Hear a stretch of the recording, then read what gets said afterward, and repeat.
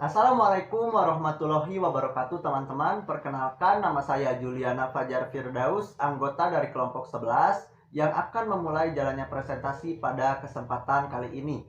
Pertama-tama, marilah kita panjatkan puji dan syukur kehadirat Gusti yang Maha Suci, karena atas karunia serta rahmatnya kita masih bisa menjalani aktivitas dengan keadaan baik-baik saja. Marilah kita berdoa, semoga kita semua senantiasa diberi nikmat sehat serta sentosa untuk menjalani hari di masa pandemi seperti ini.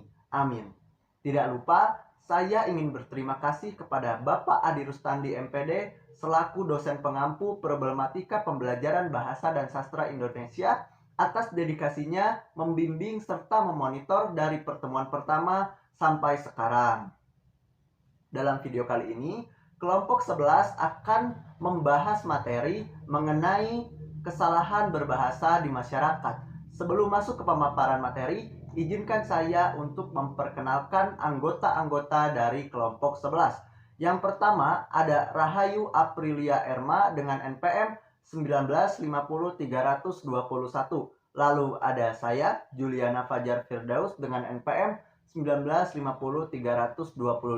Lalu ada Sherly Tria Amanda Hermawan dengan NPM 1950339. Dan yang terakhir ada Igar Siti Nurholisoh dengan NPM 1950342. Baik teman-teman, saatnya masuk ke pemaparan materi. Baik teman-teman, masuk ke materi pertama, kesalahan berbahasa. Kesalahan berbahasa adalah suatu fenomena atau peristiwa yang bersifat inheren di mana hampir semua orang pernah melakukannya. Entah itu orang dewasa yang notabene-nya menguasai bahasa, remaja, anak-anak, atau mungkin orang asing yang sedang mempelajari bahasa tertentu. Artinya, hampir semua orang pernah melakukan kesalahan berbahasa. Lalu, apa itu kesalahan berbahasa? Kesalahan berbahasa merupakan kondisi di mana seseorang menggunakan bahasa, mau itu secara lisan ataupun tulisan, namun menyimpang atau tidak sesuai dengan kaidah kebahasaan yang berlaku.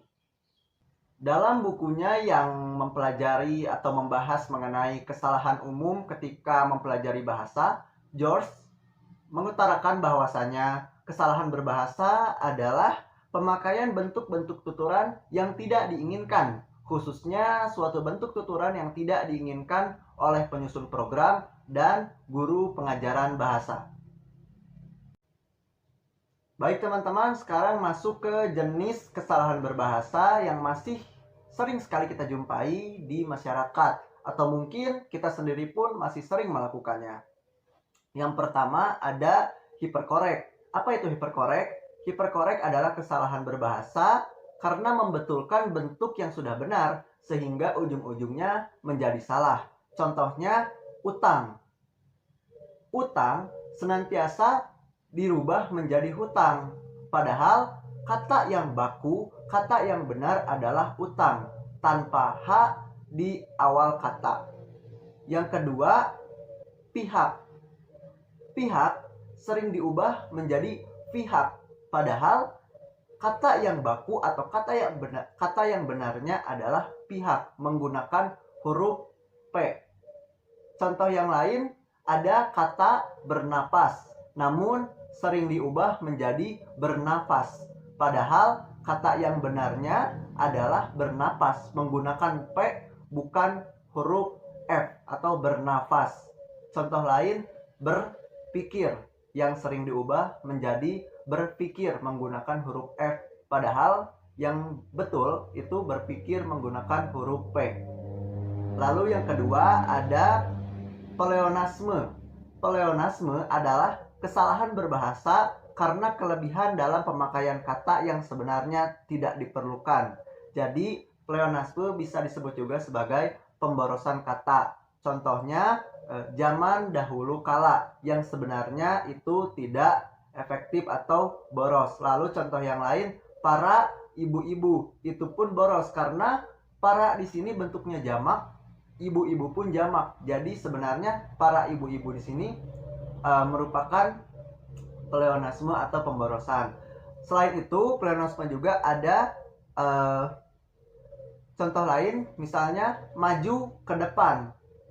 itu pun sebenarnya tidak efektif karena yang namanya maju sudah pasti ke depan. Seperti itu. Jadi pleonasme adalah pemborosan kata atau pemakaian kata yang sebenarnya tidak diperlukan.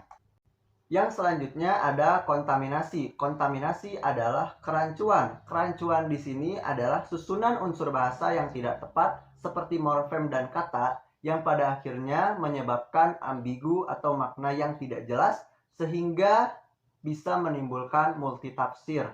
Contohnya ada imbauan anak-anak dilarang merokok. Itu adalah imbauan yang benar karena jelas anak-anak dilarang merokok.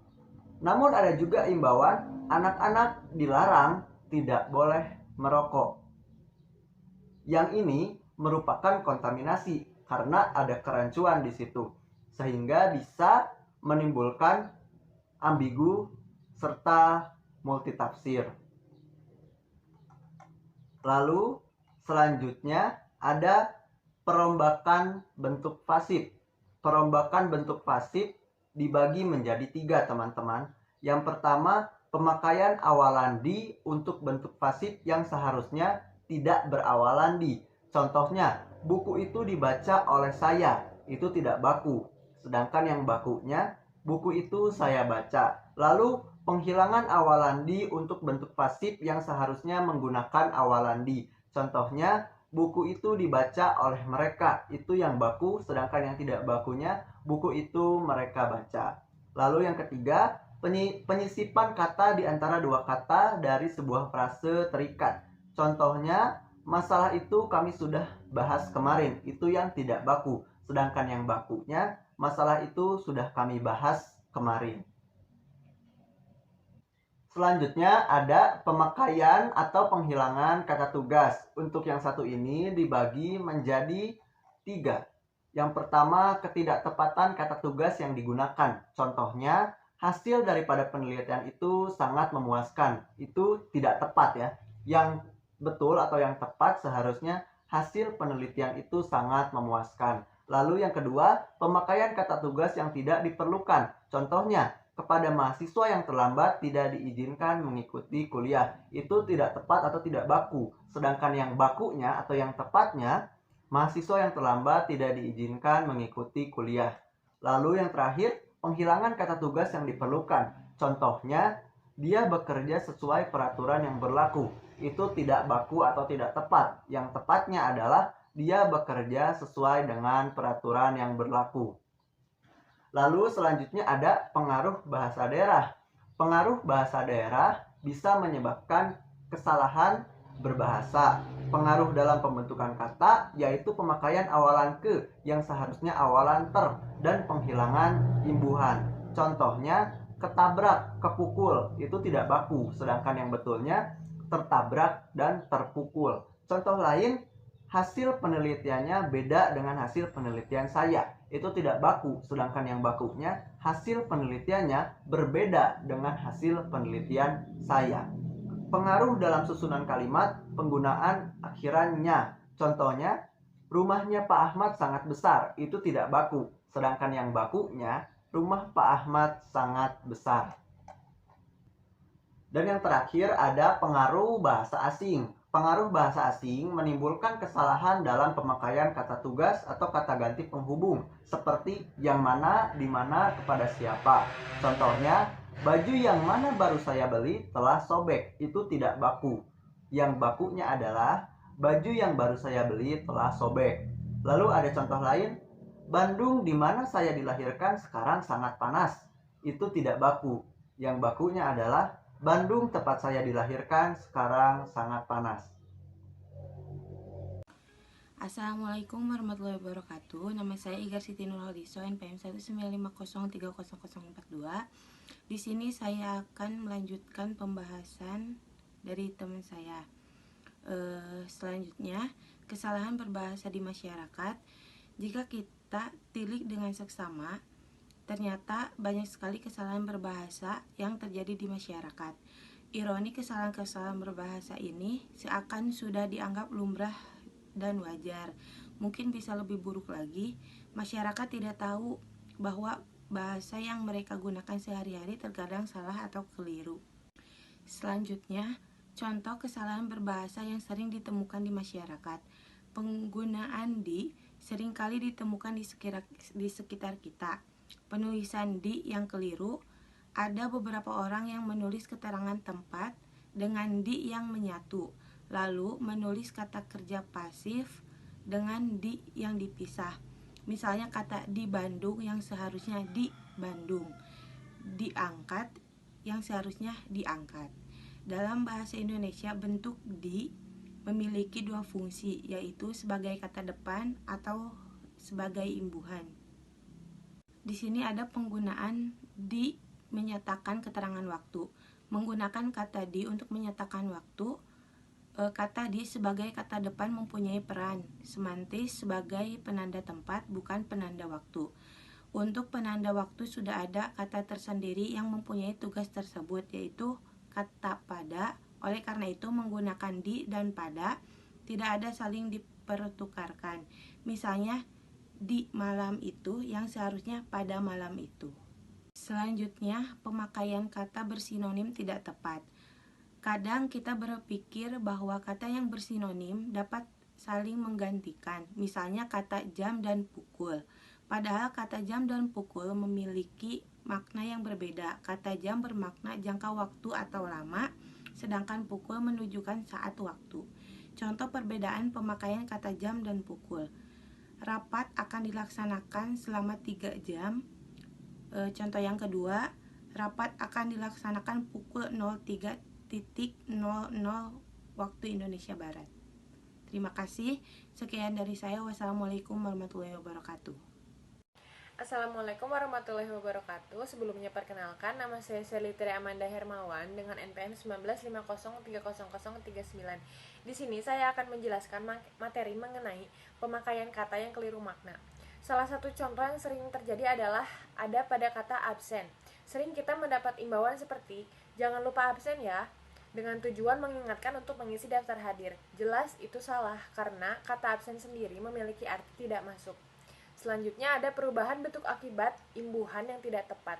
Seringkali kita temukan penulisan mengkonsumsi, namun sebenarnya itu salah, seharusnya adalah mengonsumsi. Dalam tata bahasa Indonesia, ada perubahan bentuk yang diakibatkan penambahan imbuhan. Kata berawalan huruf K, T, S, dan P yang mendapat imbuhan meng, maka huruf awal tersebut lulus atau dihilangkan. Meng ditambah tulis menjadi menulis, lalu meng ditambah kantuk menjadi mengantuk. Lalu selanjutnya ada pemakaian kata yang berlebihan. Seringkali kita temukan penulisan para ibu-ibu, namun sebenarnya itu salah. Ibu-ibu memiliki makna jamak atau banyak. Para juga menyatakan makna jamak. Menggunakan penulisan para ibu-ibu merupakan pemborosan kata.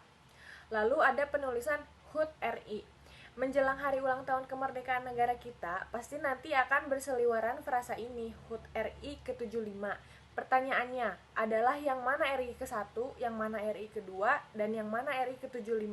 Bagaimana seharusnya penulisan HUT RI yang benar?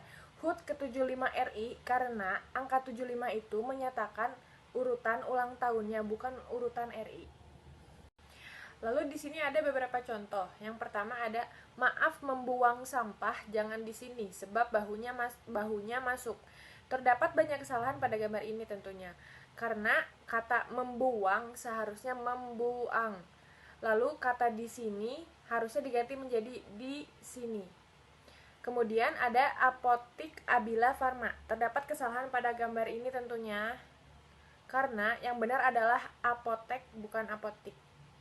Lalu kemudian di sini ada contoh pada tulisan mohon antri. Terdapat kesalahan pada gambar ini karena antri harusnya diubah menjadi antre. Lalu di sebelahnya ada fotokopi. Fotokopi harusnya ditulis dengan FOTOKOPI. Assalamualaikum warahmatullahi wabarakatuh. Nama saya Rahayu Aprilia Erma, NPM 19503021. Di sini saya akan menyampaikan materi yang selanjutnya. Faktor penyebab terjadinya kesalahan berbahasa. Kesalahan berbahasa masih sering ditemukan di masa sekarang ini. mulai dari bahasa lisan sampai tulisan. Banyak faktor yang mempengaruhi terjadinya kesalahan berbahasa, di antaranya adalah faktor pendidikan, pemahaman, hingga kebiasaan. Selanjutnya, solusi mengatasi kesalahan berbahasa. Saat ini memang perusakan bahasa Indonesia tidak begitu terasa, tetapi bayangkan 10 tahun yang akan datang ketika para generasi muda lahir. Mereka tidak akan mengenali bagaimana kaidah bahasa Indonesia yang baik dan benar karena mereka mewarisi secara turun-temurun penulisan bahasa yang salah. Maka akan begitu saja menerima bahasa Indonesia seperti apa adanya. Oleh karena itu, mulailah dari diri kita sendiri saat ini untuk menuliskan setiap kata dalam bahasa Indonesia yang baik dan benar. Paling tidak, tuliskan setiap kata dengan utuh dan sesuai kaidah ketika mengirim pesan. Apalagi jika dalam situasi formal. Biasakanlah berkomunikasi dengan baik. Selain itu, gunakanlah bahasa yang baik ketika bermain media sosial. Misalnya ketika mengunggah status di jejaring sosial seperti Facebook, Twitter, dan Instagram. Jangan disingkat, jangan menggunakan bahasa yang salah yang sudah jelas merupakan pembodohan dan perusakan terhadap bahasa Indonesia. Kesimpulannya, di dalam kehidupan sehari-hari, kita selalu berkomunikasi dengan orang lain. Berkomunikasi adalah aspek penting dalam kehidupan. Untuk bertahan hidup bagi kita umat manusia, tanpa berkomunikasi akan sulit bagi kita untuk hidup di dunia ini karena manusia adalah makhluk sosial yang hidupnya bergantung pada orang lain. Manusia biasa berkomunikasi satu dengan yang lain, baik itu individu dengan individu, individu dengan kelompok, ataupun kelompok dengan kelompok menggunakan bahasa. Bahasa merupakan satu-satunya alat yang digunakan manusia untuk berkomunikasi dengan yang lainnya. Namun, di masa modern seperti saat ini, masih sering dijumpai kesalahan berbahasa yang terjadi di masyarakat, entah itu berupa lisan ataupun tulisan. Kesalahan berbahasa itu sudah dianggap wajar, padahal dampaknya cukup negatif bagi perkembangan bahasa Indonesia. Sekian presentasi dari kelompok kami. Mohon maaf apabila banyak kesalahan. Wassalamualaikum warahmatullahi wabarakatuh.